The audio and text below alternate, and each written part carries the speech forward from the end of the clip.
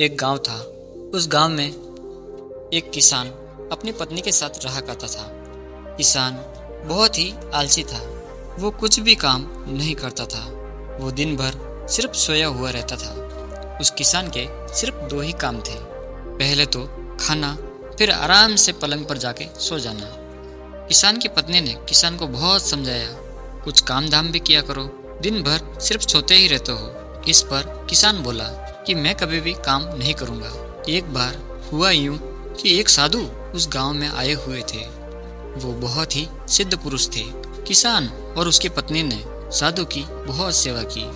साधु उनकी सेवा से बहुत खुश हुआ। साधु ने किसान से कहा कि मैं तुम्हारी सेवा से बहुत प्रसन्न हूँ, मांगो क्या चाहिए। किसान बहुत आलसी था। उसने साधु से कहा, मुझे कोई काम करने वाला चाहिए ताकि मुझे कुछ ना करना पड़े और बैठे बैठे मेरे सारे काम भी हो जाए। साधु ने कहा, ठीक है, मैं तुम्हें एक राक्षस देता हूँ, यह तुम्हारा सारा काम कर देगा, लेकिन बस एक बात का ध्यान रखना कि इसे काम बराबर मिलते रहना चाहिए। यदि तुमने इसे काम नहीं दिया तो फिर तुम्हारी जान पर भी बना सकती है।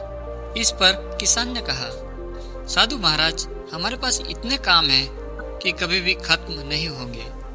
किसान की इस बात को सुनने के बाद साधु महाराज ने उस राक्षस को किसान के हवाले किया और वहां से चले गए। राक्षस ने किसान से कहा कि मुझे काम दो, कि जाओ खेत बोर आओ।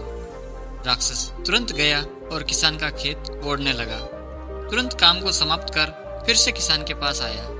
वो बोला कि मुझे और काम दो। किसान बोला कि जाओ एक गहरा कुआं खोद दो। राक्षस तुरंत गया और कुछ ही देर में वह एक बड़ा सा कुआं भी खोद दिया।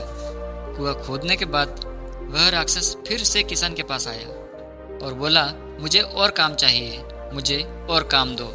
किसान सोचा कि यह तो बहुत जल्दी जल्दी काम करता है, ऐसा ही रहा तो मेरी जान पर बना सकती है।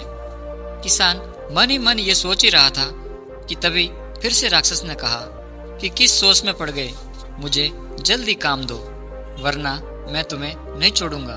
किसान राक्षस की इस बात को सुनकर डर गया। किसान की पत्नी ने कहा कि मैं तुम्हें एक काम देती हूँ। वह बोली कि गांव के बाहर मोती नाम का एक कुत्ता है, उसकी पूंछ टेढ़ी है, तुमको उसकी पूंछ को सीधा करना है। राक्षस उस कुत्ते के पास गया और उसको पकड़कर उसकी पूंछ सीधा करने लगा। जितनी बार उसकी पूंछ को वो सीधा करता, वो उतनी ही टेढ़ी हो जाती। इस तरीके से किसान की जान भी बच गई और किसान ने ये प्रण भी किया कि अब वो कभी भी आलस नहीं करेगा। वो खुद ही मेहनत करेगा और अपने कार्य को भी खुद ही करेगा।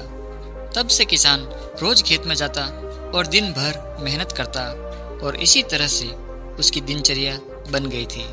दोस्तों, इस कहानी से हमें यही सीख मिलती है कि हमें कभी भी आलस नहीं करना चाहिए, क्योंकि आलस इंसान का सबसे बड़ा शत्रु है। क्योंकि दोस्तों, आलसी व्यक्ति का ना तो वर्तमान होता है और ना ही कोई भविष्य। जब आप व्यस्त होते हैं तो सब कुछ आसान होता है, लेकिन आलसी होने पर कुछ भी आसान नहीं रहता। आलस्य एक ऐसा सुख है जिसका परिणाम केवल दुख है। दोस्तों, इस पर महात्मा बुद्ध ने भी कहा है कि आलस्य का मार्ग मृत्यु के ओर लेके जाता है। जो आलसी है वो मानो मर चुका है।